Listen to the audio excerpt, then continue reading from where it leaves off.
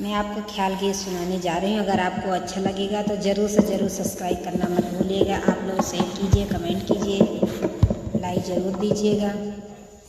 कौने बिली माँ हाथ नाई हो, पिया का लई गे मुसरिया। कौने बिली माँ हाथ नाई हो, पिया का लई गे मुसरिया।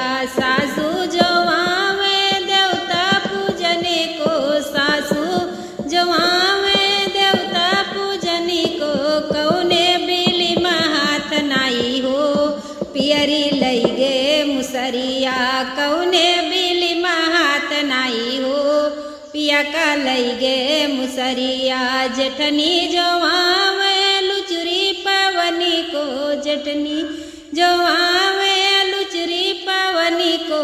कौने बिली माँ हाथ नाई हो, सिकड़ी लई गे मुसरिया।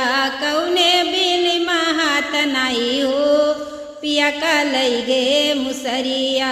देवरा जो आवे बंसी बजनी को, देवरा जो आवे बंसी बजनी को। कौने बिली माँ हाथ नाई हो, घड़िया लई गे मुसरिया। कौने बिली माँ हाथ नाई हो, पिया का लई गे मुसरिया। ननदी जो आवे कजरा लगनी को, ननदी जो आवे कजरा लगनी को। कौने बिली माँ हाथ नाई हो, कंगना लई गे मुसरिया। कौने बिली माँ हाथ नाई हो, पिया का लई गे मुसरिया।